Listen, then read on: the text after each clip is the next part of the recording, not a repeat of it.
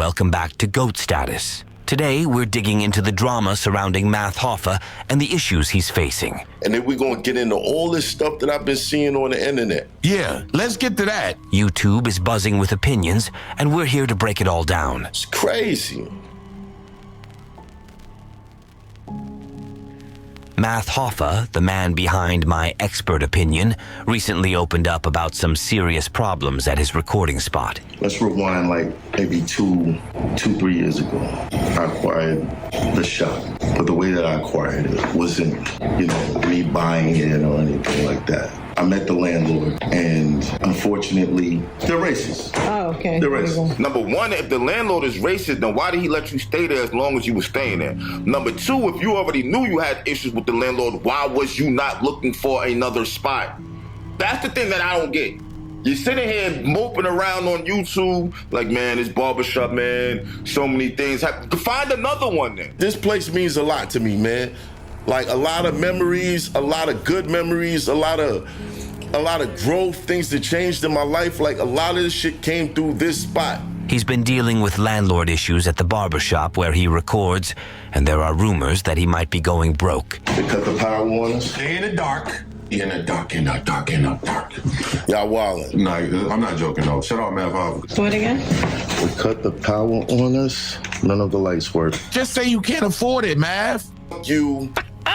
We will respect you more. Just say you can't afford it. Whatever. Things got even more interesting when Adam22 confirmed on Vlad TV that No Jumper is having financial troubles. There are some money problems at No Jumper, which you have revealed publicly. That was your choice.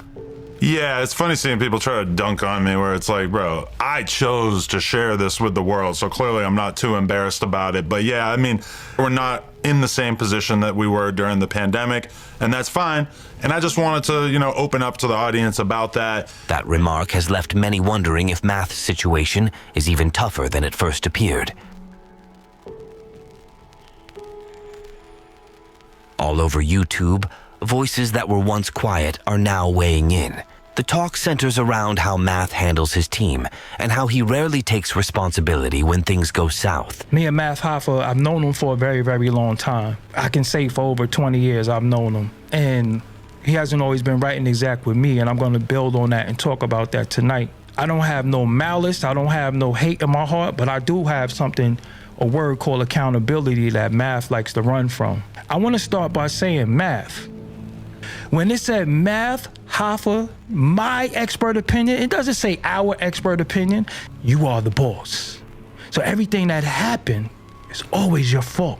And for some reason, you run from that everything being your fault because you like to play. You could point the fingers. Critics say that every time someone from his crew leaves, the same scenario unfolds. No accountability, just passing the blame.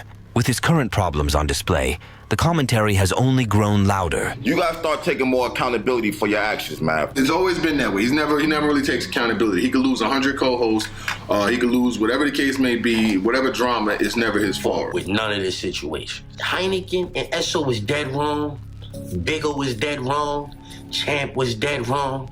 Everybody's wrong. Everybody except for Math Hoffa. But at the end of the day, karma's up. And it comes in all different shapes and forms. He's one of those guys that you can tell only cared about himself. They didn't care about nobody else. And now he has to deal with the consequences. The show is over. A lot of y'all do sit up there talking about it's over for him. Y'all never gonna reach the level that we're at. You're never gonna be the big dog. You're never gonna be the big dog. Never. Joe Buttons is clowning him. I don't play. I'm a flame, man. I'm telling you, I'm a flame broil Burger King burger man. He got a good if it's true. He got a good reason. I wouldn't give a fuck. He better still be in that barbershop by Friday. Joe, you can't say that. I see the regular suckers commenting here and there. But listen, for you a legend from the States. Hate to see you with a dick sucker.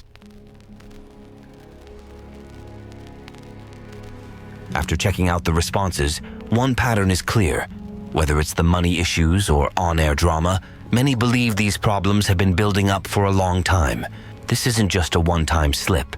It seems like it's been coming for a while. It was way too much internet splatter. Like they was going back and forth way too much. You seen Esso and Heineken go, and they were like the favorites on the show. I gotta be real. You seen them go back and forth with Champ. You heard? You seen them go back and forth with Space Ghost over the footage and all of it. It's always something bigger. It's always something.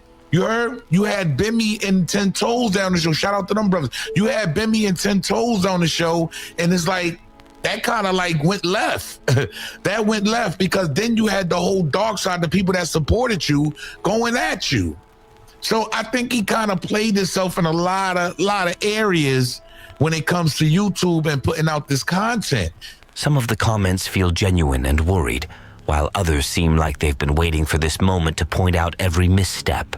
There's a sense that certain voices held back their real opinions until now. I'm not even gonna lie, this is bad and this is very unfortunate to see you going through this, you know what I'm saying? But once again, you have to look at yourself. If you had just stuck to the plan and kept doing your thing and wasn't jumping in beef and going back and forth with Son and going back and forth, like you beefing with China Brim and, bro, you up here interviewing people. What you going back and forth with bloggers for? Where was that? And this is what I say, right? Where be the energy before the person go through what they going through? When the ball is up and rolling, and the person is getting the views, the shows going right, why you don't attack that person right then and there? Why you gotta attack them when they going down? It is what it is, man. When you blessed and you believe in yourself and you make it some places, there's always gonna be people that's just sitting around waiting for shit to be over, waiting for shit to be, oh, look what's going on with him. The amount of niggas sitting around, that's like, yeah, it's over. Yeah, it's done. What are they talking about? That just makes me feel like, yo, bro, just keep going and make these crabs miserable. Make these crab-ass niggas miserable because there's something about me that make these niggas miserable when they see me win, bro. There's something about it. I've never met half these niggas, bro. Who are these niggas? I've never met these niggas. We need to stay away from these niggas. Now we have to ask, is this the end of his podcasting journey or just another rough patch?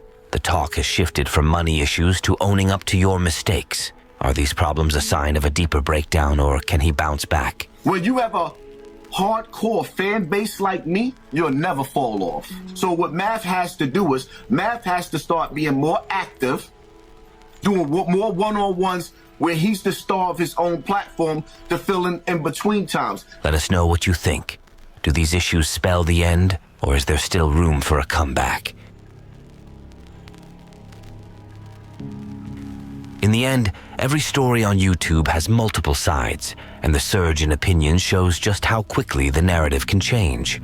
Whether this marks the end of his era or is simply another chapter in a long story is still up for debate. I want to say thank you to everybody that's been showing support for me taking new directions, you know what I'm saying, and for what I've been going through with the shop, and you know, just sitting tight and waiting to see what's going to happen.